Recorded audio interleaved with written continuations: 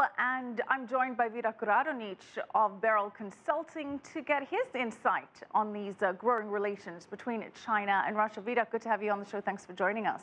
Good evening, Michelle. Vidak, China's direct investments in Russia shrank by 25% in the first half of the year. Why do you think this is happening? It's a little bit puzzling because we all were thinking that actually should be otherwise, should be 25% higher. It could be because some banks maybe are not willing to work with Russia because of sanctions. There are multiple reasons. One of the reasons could be that, and another reason would be that it's a wait and see attitude because they didn't know what's going to happen with Ukraine crisis. So there are reports that some of China's lenders have been discouraged or a little bit cautious of doing business with Russian banks and other Russian institutions because they don't want to isolate American and Western business partners.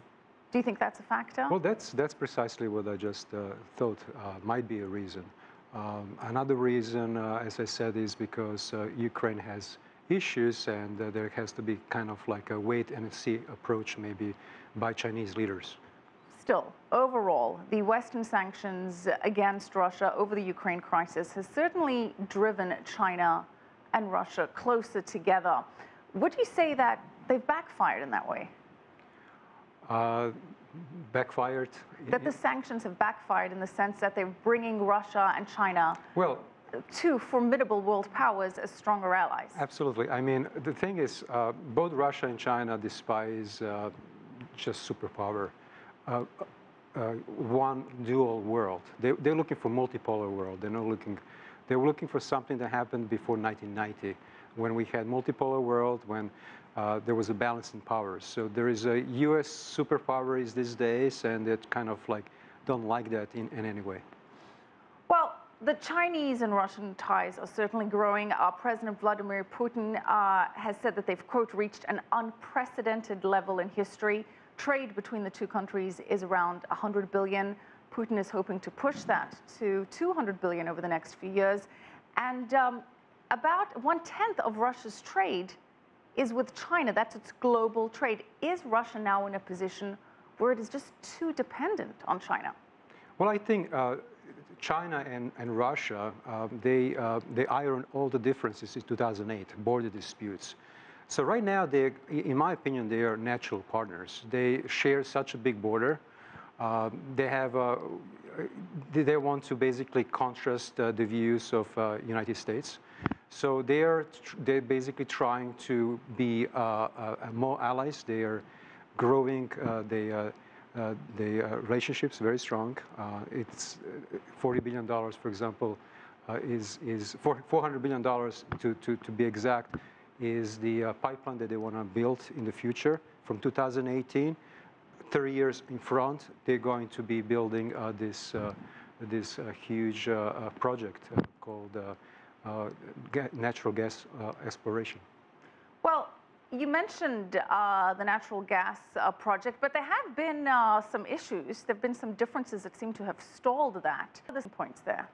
Well, second point is what's the price of the project. So right now, China is waiting because it looks like oil, and they've been waiting rightfully. The oil has been going down. Right. Oil was in February. Oil was 45, then went back to 62, went back to 45. So that was a good kind of strategy for China to kind of wait and see approach. But I'm sure they're going to start the deal when the maybe natural gas and oil goes down further. Another big area of future cooperation is infrastructure. China's Silk Road initiative is supposed to benefit Russia in a very big way and also benefit Chinese railway constructors. Absolutely. It's, you know, when I hear people saying this is just one-way street, it's not a one-way street. Russia is benefiting as well. Russia has very poor infrastructure right now, like United States used to have in 1940s, and they were building all these interstate highways. So what Russia is doing is basically trying to, build an infrastructure so it can flow, the economy can grow faster. On the other hand, Chinese, they want to also deploy their engineers so they can also make money. The banking system will also benefit from it. And ultimately, they will be able to flow their goods to Russia and to Europe much more effectively. Vidak, there are a lot of areas of cooperation here. Both are China and Russia are members of the BRICS New Development Bank. Russia is a founding member of the AIIB. There are synergies with regards to their membership with APAC. They're both in the UN Security Council. They're both members of the G20, and they seem to be in alliance in a lot of matters, as we said, a lot of multilateral trade ties that benefit both parties here. Is this relationship sustainable? What could possibly derail this budding bromance, if you will, between Russia and China? Well, I think these are both kind of, I don't want to say autocratic governments, but they're different way of managing a government than here in the United States, which is, let's call it Western world, EU, and the United States.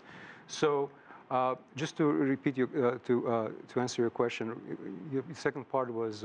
Well, what could derail this? What could derail is the only. I mean, there are two personalities. It seems they clicked with each other. The two strong leaders.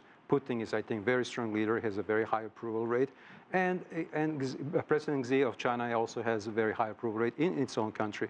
So the only thing that can derail is if Putin gets out of power or something happens with Xi. You know, I think that would be the only thing that would derail. All right.